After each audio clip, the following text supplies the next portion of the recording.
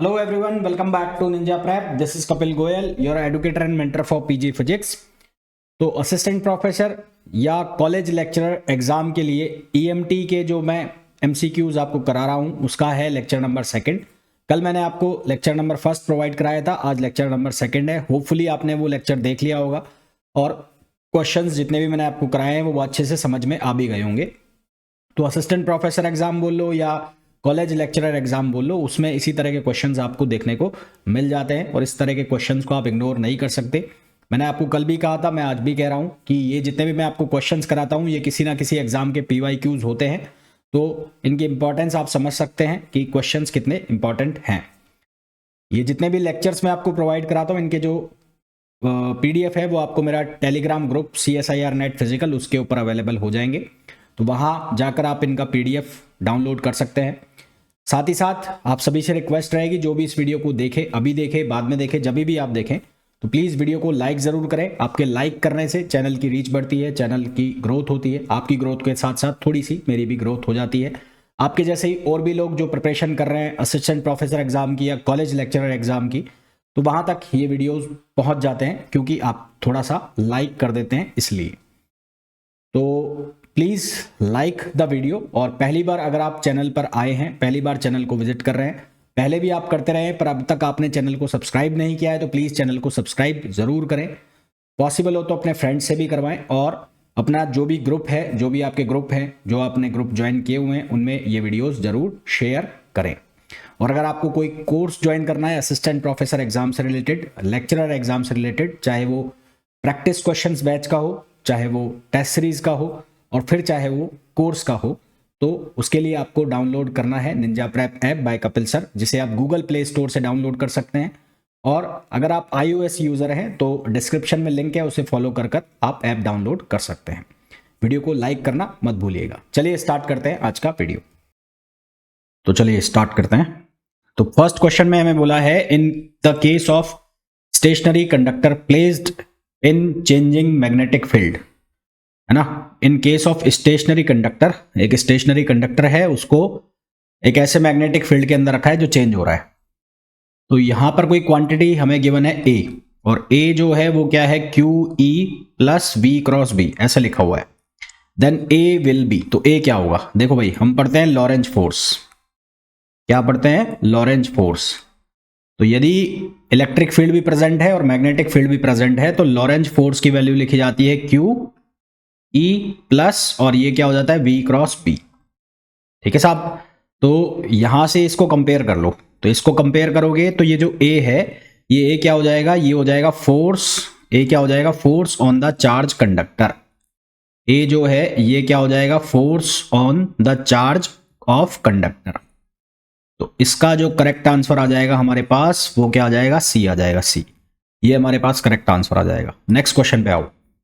Next question में बोला है, Biot Savart law indicates. Biot Savart law जो है वो ये कहता है कि जो B है वो प्रोपोर्शनल होता है करंट के। B जो है वो प्रोपोर्शनल होता है 1/r², और B जो है वो प्रोपोर्शनल होता है DL साइन थीटा। और आप इस लॉ को आप ऐसे लिखते हैं, B equals to mu naught. अगर मैं इसको लाइन करंट के फॉर्म में लिखूं तो लाइन करंट के फॉर्म में लिखा जाता है mu naught I DL cross R cap, DL cross R cap, और अपॉन 4πr3। और ये अगर क्रॉस हटाओगे तो यहां से बनेगा B equals to mu naught I DL sine theta और अपॉन 4πr²। ये बन जाता है बायो सावर्ट लॉ, अगर मैं इसको लाइन करंट के फॉर्म में लिखता हूं। तो यहां से जो बायो सावर्ट लॉ है, इसके लिए यदि कोई मूविंग इलेक्ट्रॉन है और वो जो मैग्नेटिक फील्ड प्रोड्यूस करेगा तो वो कैसे करेगा, परपेंडिकुलर। यानी कि अगर मान लो कि करंट ऐसे जा रहा है, अगर मैं आपको बताऊं कि करंट इस तरह से फ्लो कर रहा है, एक मिनट रुको, ये हैंग हो गया थोड़ा सा। हाँ, ये कोई वायर है और इसमें करंट ऐसे फ्लो कर रहा है, हमें इस पॉइंट के ऊपर मैग्नेटिक फील्ड निकालना है। तो कैसे निकालेंगे, ऐसे मैंने थंब को ऐसे रखा जिधर करंट का फ्लो हो रहा है, जिधर मेरे को मैग्नेटिक फील्ड निकालना है उधर मैंने अपनी फिंगर्स को फैला दिया ऐसे, और फिर ऐसे घुमा दिया। तो ये मैग्नेटिक फील्ड अंदर जा रहा है जो direction of flow of current है उसके, तो यानी कि परपेंडिकुलर हो रहा है। तो हमारे पास करेक्ट आंसर क्या आ जाएगा, इसका A आ जाएगा। नेक्स्ट क्वेश्चन पे आ जाओ। Square loop of a circular, square loop है और एक है सर्कुलर लूप है, are formed from the same wire, दोनों सेम वायर से बने हुए हैं। तो एक स्क्वायर लूप है और एक है सर्कुलर लूप, तो एक ही वायर से बने हुए हैं। तो मान लो वायर है ये और इस वायर की लेंथ है एल, वायर की लेंथ है एल। तो इस केस में तो लेंथ हो जाएगी किसके बराबर, 2 पाई आर के बराबर। और इस केस में अगर ये साइड एल है तो जो एल है वो किसके इक्वल हो जाएगा, 4L के इक्वल हो जाएगा। एल किसके इक्वल हो जाएगा, 4L। जहां ये एल है ये क्या हो जाएगा, side of square, side of square. तो यहां से तुम्हें क्या मिल रहा है, यहां से मिल रहा है L इक्वल्स टू L/4 और यहां से R की वैल्यू मिल रही है कितनी, L/2 पाई। ठीक है, सेम करंट दोनों से पास हो रही है, मान लो यहां से करंट पास हो रही है I और यहां से भी करंट पास हो रही है I। Ratio of their dipole moment, तो डाइपोल मोमेंट जो M है उसको हम लिखते हैं IA से, इससे लिखते हैं IA से। तो स्क्वायर के लिए डाइपोल मोमेंट का रेशो निकालना है सर्किल से, तो ये हो गया IA। ए की वैल्यू कितनी हो गई, ए की वैल्यू हो गई स्क्वायर के लिए ना, स्क्वायर के लिए क्या हो जाएगा, L स्क्वायर। तो ये लिख दिया L square, small L square, side का स्क्वायर। और यहाँ हो गया I और इसका एरिया कितना हो जाएगा, पाई आर स्क्वायर। तो I से I कैंसिल हो गया। अब L की वैल्यू को मैं कितना रखूंगा, L/4। तो ये कितना हो जाएगा, L/4 का स्क्वायर। इसी तरह से यहाँ पर पाई है और R की जगह मैं ये वैल्यू डालूंगा तो ये हो जाएगा कितना, L/2 पाई स्क्वायर। तो इसको सिंप्लीफाई करते हैं हम, तो यहां से ये बनेगा L²/16, ये क्या बनेगा, ये बनेगा पाई और L² ये बन जाएगा कितना, 4 pi square, L²/4 pi square.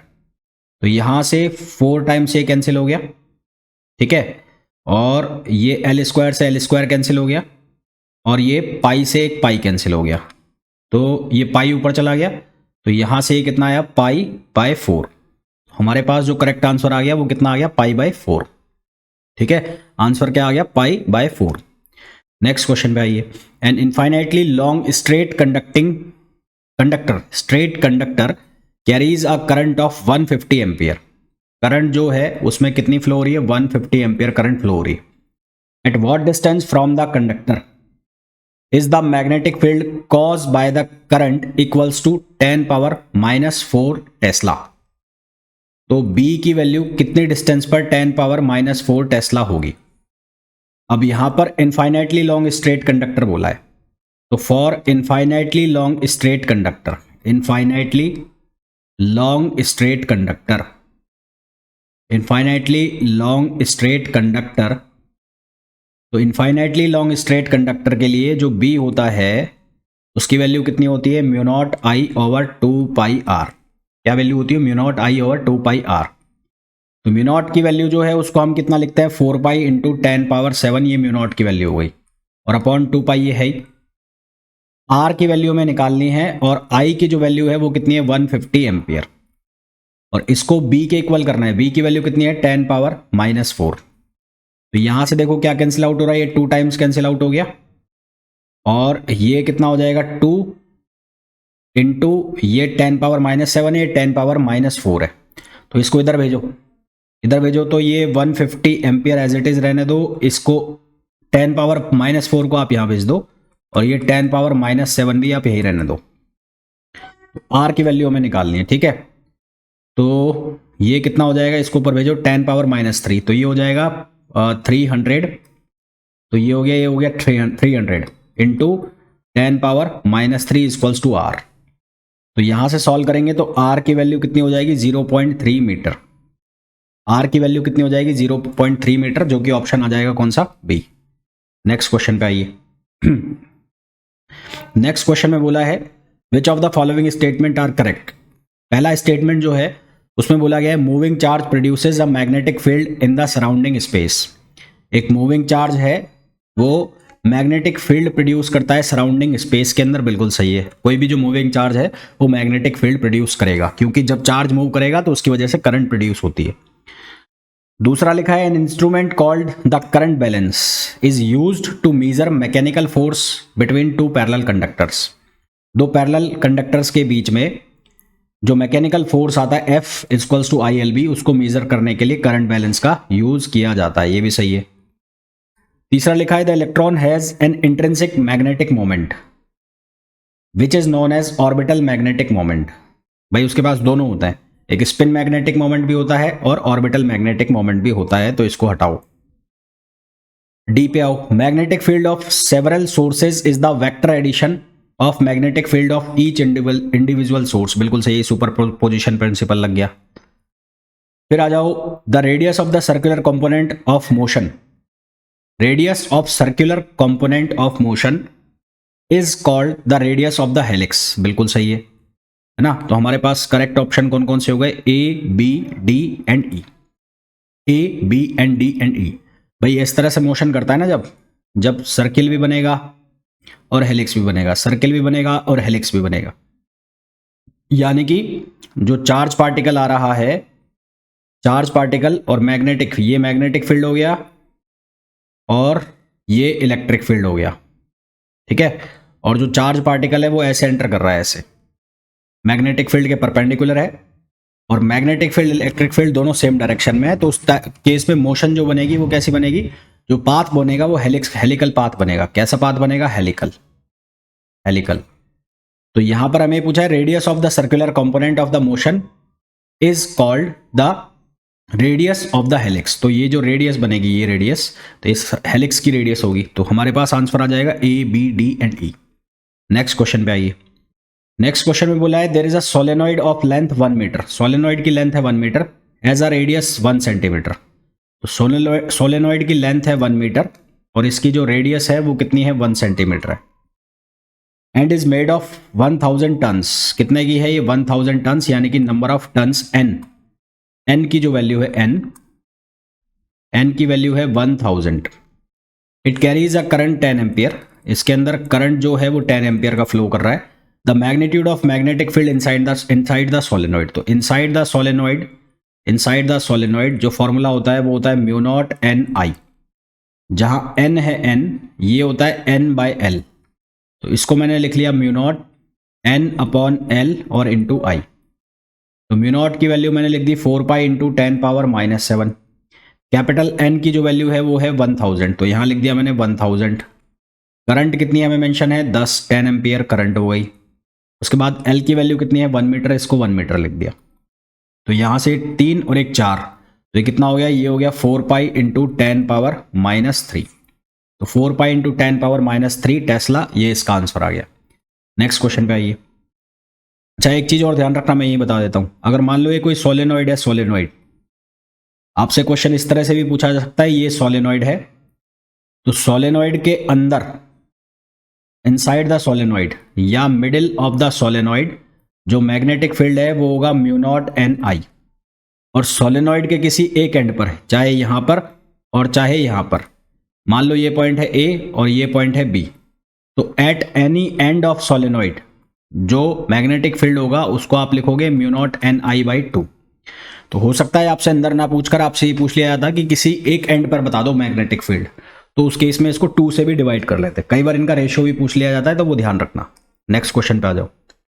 Next question में बोला है under the influence of uniform magnetic field a charge particle moves with a constant speed v in a circle of radius r। Time period का जो formula होता है इसका, time period का, वो होता है 2 पाई m अपॉन क्यू बी। ये फॉर्मूला बनता है टाइम पीरियड का। साइक्लोट्रॉन वाला जो आपको कंसेप्ट ध्यान हो, तो उसमें जो टाइम पीरियड का फॉर्मूला बनता है वो बनता है 2 पाई m ओवर क्यू बी।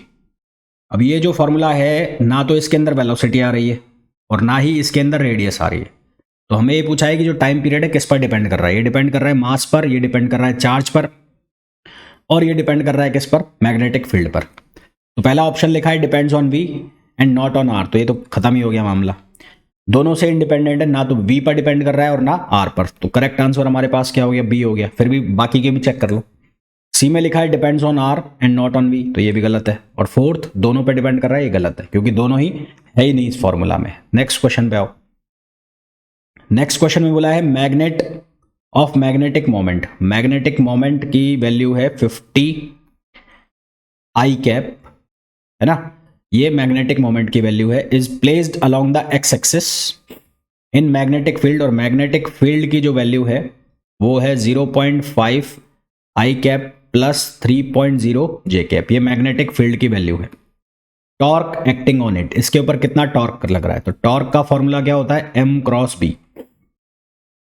क्या फॉर्मूला होता है, m क्रॉस b।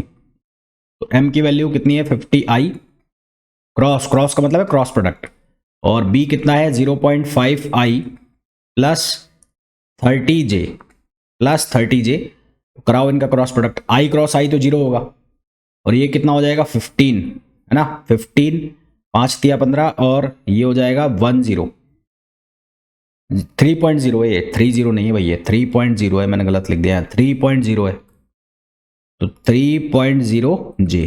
तो यहां पर कितना आ जाएगा, यहां पर आ जाएगा 150 आएगा बस, फिर कितना आ जाएगा 150। तो आंसर हमारे पास कितना आ जाएगा 150, और आई जे क्या बनेगा, के बनेगा, तो 150 के कैप, और यूनिट क्या आ जाएगा न्यूटन मीटर टॉर्क का। तो हमारे पास जो करेक्ट आंसर है वो क्या आ जाएगा, बी आ जाएगा। नेक्स्ट क्वेश्चन में लिखा है the magnetic susceptibility of a material is chi is equals to -1 and relative magnetic permeability is 0। यानी कि काई की वैल्यू 1 है माइनस का, और म्यू आर की वैल्यू है 0। तो ये होता है किसके लिए, सुपर कंडक्टर के लिए, for super conductor, for super conductor. और सुपर कंडक्टर जो है, सुपर कंडक्टर वो क्या होते हैं, वो होते हैं diamagnetic material. Superconductor जो होते हैं वो क्या होता है, डाई मैग्नेटिक मटेरियल होते हैं। और ये जो इफेक्ट है इसको क्या कहते हैं, माइजनर इफेक्ट।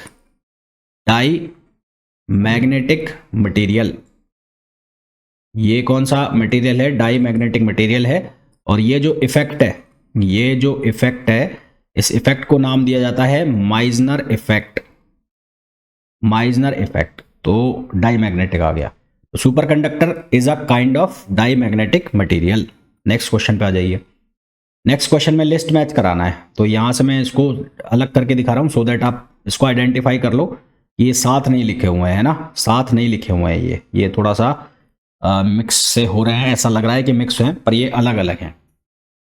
तो minimum magnetic moment associated with orbital motion of electron of first orbit. Magnetic moment जो एसोसिएट होती है with orbital motion of first electron of first orbit, उससे क्या रिलेट होएगा, बोहर्स मैग्नेटॉन। बोहर्स मैग्नेटॉन का formula क्या बनता है, एन और म्यू बी, है ना। म्यू बी कितना होता है, म्यू बी होता है EH/4πm, 4πm। यहां पर जो m है ये क्या होता है, mass of electron, mass of electron. तो जो मैग्नेटिक ऑर्बिटल मैग्नेटिक मोमेंट है उसकी यूनिट होती है बोहर्स मैग्नेटॉन। तो फर्स्ट जो है ए के लिए जो सही आ जाएगा वो क्या आ जाएगा, थर्ड आ जाएगा। ए के लिए सही आ जाएगा थर्ड, और ए के लिए मैं यहां लिख देता हूं, ए के लिए जो सही हो जाएगा वो थर्ड हो जाएगा। इसी तरह से अगर यहां पर प्रोटॉन होता तो प्रोटॉन के केस में न्यूक्लियर मैग्नेटॉन आता, उसके केस में मास ऑफ इलेक्ट्रॉन की जगह मास ऑफ प्रोटॉन हो जाता, बस ये होता। दूसरा बी लिखा है, बी में लिखा है paramagnetic material have relative permeability. Paramagnetic material के लिए यानी कि बी के लिए उसकी जो रिलेटिव परमेबिलिटी है म्यू आर, वो म्यू आर जो है वो क्या होती है, ग्रेटर देन 1 होती है, ग्रेटर देन 1। और जबकि फेरोमैग्नेटिक मटेरियल के लिए ग्रेटर देन 1। और अगर मैं डाई मैग्नेटिक मटेरियल की बात करूं तो उसके लिए लेस देन 1। तो जो बी ऑप्शन है, बी के लिए हमारे पास सही ऑप्शन आ जाएगा 1। तो बी का 1 और ए का थर्ड, तो ए का फर्स्ट ये तो गलत है, ए का सेकंड गलत है। ये देखो यहां पर ए का थर्ड है, बी का फोर्थ है, ए का थर्ड है, बी का 1 है, तो ये सही हो गया ऑप्शन। तो बाकी के दोनों ऑप्शन भी चेक कर लो सो दैट आपको सही आंसर का पता रहे, आपका कॉन्सेप्ट भी क्लियर हो जाए। सी के लिए बोला है magnetic moment per unit volume of the material. Magnetic moment per unit volume जो है उसको हम क्या नाम देते हैं, इंटेंसिटी ऑफ मैग्नेटाइजेशन। क्या नाम देते हैं, इंटेंसिटी ऑफ मैग्नेटाइजेशन। तो सी का क्या आ जाएगा, 4 आ जाएगा, 4। इसको पोलराइजेशन भी बोल सकते हैं, क्या बोल सकते हैं, पोलराइजेशन। तो ये सी भी हो गया। डी में लिखा है perfect diamagnetism of super conductor. Super conductor का परफेक्ट डायमैग्नेटिज्म का कौन सा इफेक्ट कहलाता है, माइजनर इफेक्ट कहलाता है, ये मैंने आपको बताया अभी। तो डी का कौन सा ऑप्शन आ जाएगा, सेकंड आ जाएगा। तो डी का सही ऑप्शन आ जाएगा सेकंड, तो डी का सही ऑप्शन आ गया सेकंड। नेक्स्ट क्वेश्चन पे आ जाइए। नेक्स्ट क्वेश्चन में बोला है magnetic susceptibility percentage of given material is 0.5, minus का है। तो मैग्नेटिक सस्पेक्टेबिलिटी माइनस में कौन से मटेरियल की होगी, वो होगी किसके लिए, डाईमैग्नेटिक के लिए। तो फॉर डाईमैग्नेटिक मैं लिख देता हूं यहां पर, डाईमैग्नेटिक मटेरियल के लिए, for diamagnetic material chi is negative and low, chi is negative and low. For paramagnetic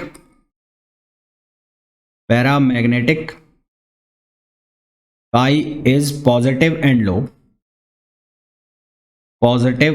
low, and for ferromagnetic